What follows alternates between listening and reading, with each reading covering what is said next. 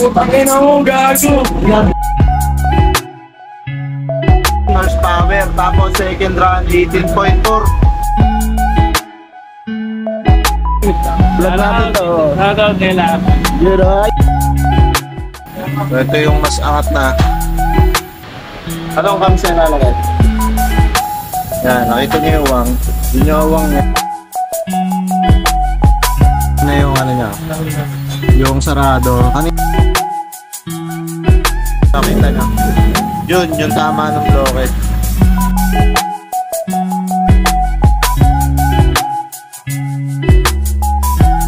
Shoutout ka naman.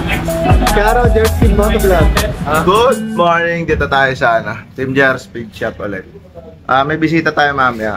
Magpapagawa si Pusa. Natin, i-vlog na lang natin yung gagawin sa kanya kasi para din sa sa build na request niya. Shoutout mo na kay Brian. Bri, shoutout mo na. So, sasalang kasi natin dito sa dyno yung motor ni Pusa mamaya. Kaya, naayos na yan. Shoutout. Shoutout. Si Papi. Shoutout.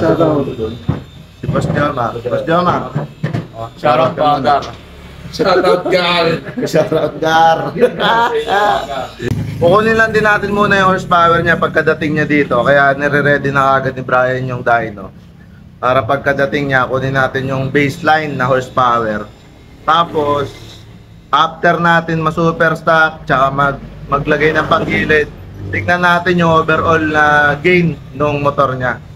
So, dapat meron tayong baseline. Hindi tayo puro kwento na lumakas lang, di ba? So, meron tayo dito ngayon, basehan na. Hindi na tulad dati. Alright. So, dito na yung motor ni Pusa. Nasalang na siya muna. Dyno.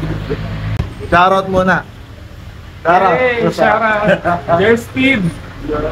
So, kuha na tayo na, initial para din sa motor ni Pusa.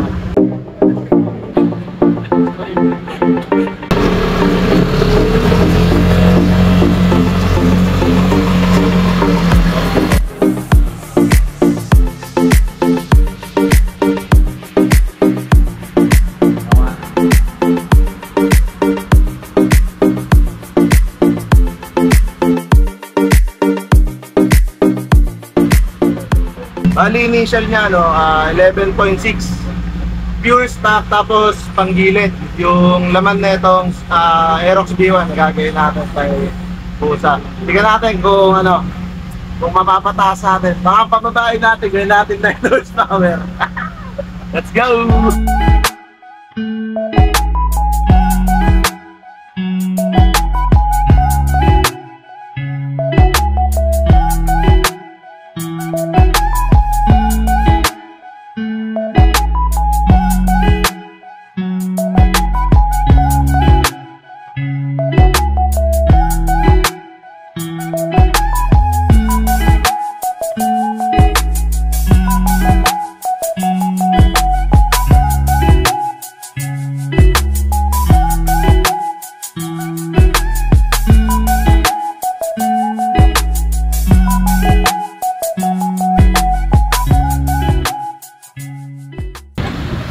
Papi Works, ano ang gagawin natin dyan? Tanggalin natin yung mga pyesa nito sa loob, mga cams para malinisan mabuti yung loob. Yung mga barbula. Tapos papalitan na rin natin ang valve seal. Saka yung cam bearing, papalitan na rin natin. Tapos yung rocker arm para ma-verify natin yung mga bearing niya kung may kalog. Para pagsalpak natin ulit, walang ingay. Yo! Kasama na yung engine refresh. Super stock. Kasama na yan. Porting by Papi Works.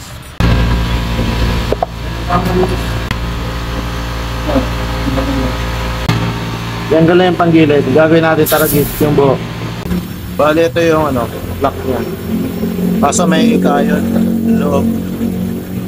Linisan natin. Then ayan may uka kasi sa binerify. Ayun, nakita nyo. Yun, yung tama ng blocket. Tatanggalin natin yan. Ayusin natin. So, dito sa panggilid niya, yan, gagawin natin taragis kasi ang stock niya is ganyan lang. Yan, nakita niyo yung uwang. Yun yung uwang niya. Then kapag bumuka naman yung torque drive, ang angat lang niya, yan lang. So, minomodify natin yan para mag-increase yung travel nito.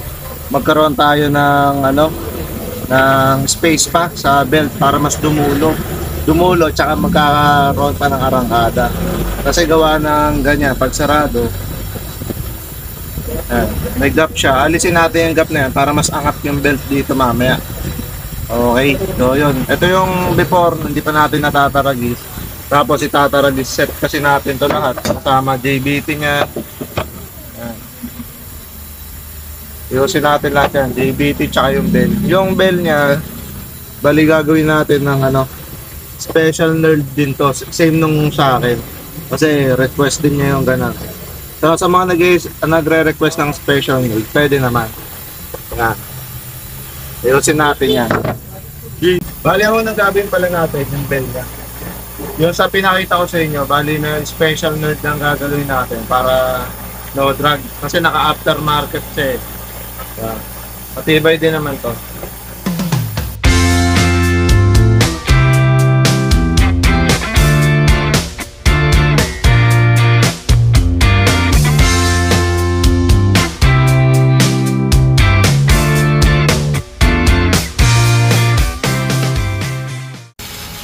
So ito yung pinoport na ni Papi yung headset.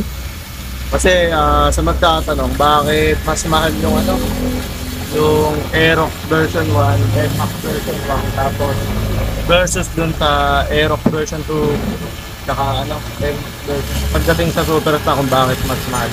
Mas mahal siya kasi magkaiba yung cylinder volume, intake, so ayun yung mga i-adjust dito sa head ng Aerox version 1, NMAX version 1.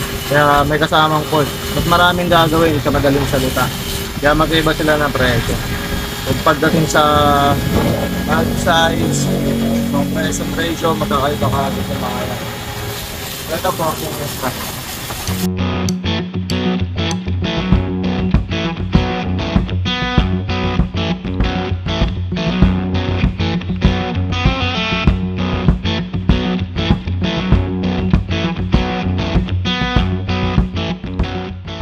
Ito na yung bloke niya, nalinisan na. Yan, pero may yung lubog na sinasabi ko, yan. Pero kaya natin yan.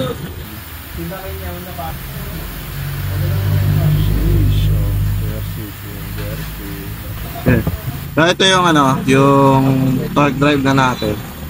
Taragis torque drive. Tapos ayun na yung niya, yung sarado. Kanina kasi may gap siya mga 1 mm or 1 point something mm. Tapos yung angat naman niya is improve na rin niya. Yan. So sagad. Angat. Mga inangat niya kanina, at least sabihin nating 2 mm. 1 mm din pala. 1.5 mm yung angat niya ito dito. So yun yung angat niya. Mas malaki yung clearance na ito ngayon. So tendency mas bababa yung belt dito, at pag nangyari yun, mas aangat naman siya dito sa pulley side. Ngayon, since na yung pulley side natin is na-improve na rin natin, kaya para sa taragis niya na JBT, shoutout JBT ulit. So ito yung mas angat na. Yan. Mas angat yung belt. Pakita natin yung belt. So ito yung angat ng belt niya ngayon compare dun sa dati. So mas malaki na yung angat ngayon. Yan. Angat ng belt. Lampas na. Tendency mas mapapasagad na itong pulley side mo kasi nag-improve ka dito yung bukat na ito. Alright. Kaya na yun. Piston. At yung head. Anong cams na lalagay? Yung cams na ported na rin pala yan. Ayun yung cams. Shoutout CRT. Tapos ported. Alright.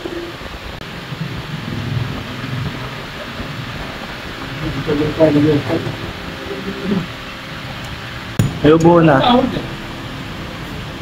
Boss Vince, ano naman ginagawa mo dyan? Nasa na? Ano naman yan? Nasa na ako, Gagi? Ang yan, di talaga mga kontento sa bolo. Hindi bola to, Shoutout ka muna. Hearing. Vlog natin to. Shoutout kay Lab. Yun o. Ay, napakabait. Congrats. Congrats, Justin. Napakamamaw. Tangina. Hearing natin na tono nga. Hindi na bola. Graduate na ako sa bola. Nag-level up ka na. Nag-level up Ito, na. sa kapagod. Abay, bola na lang ulit ako. Hearing sa gaga. O, natulog. Natulog. Wala pa ng giro, natulo. Ayan o, meron na. Ngayon, kanina yun, natira.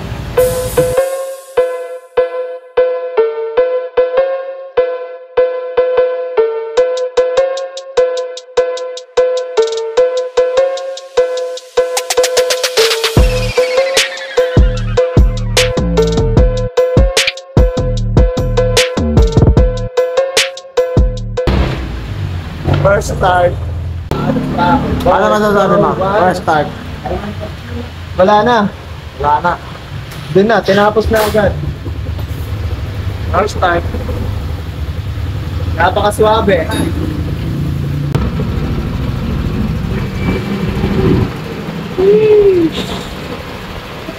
Hoy! So ano na? Sasala na natin para sa after naman. Dahil tune na ulit. Hoy! Shoutout ka naman. Karo, Dirt Speed Motovlog. Ha? Pinapasok na. Ano pa ng motor mo? Otits. Si Hotits, pinasok na oh.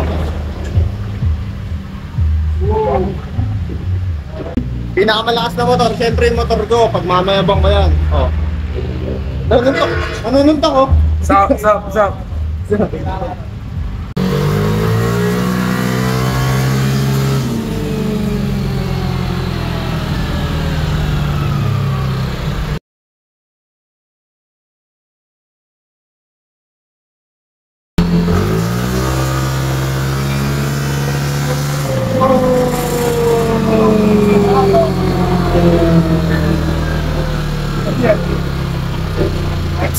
Putang ina mo, gago. 19. Boss, yeah. 19.2.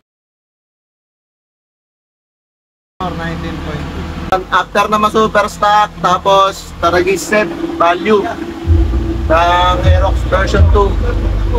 Nakakuha ng bali, ang first run namin is 19 horsepower, tapos second run 18.4, tapos third run 19.2.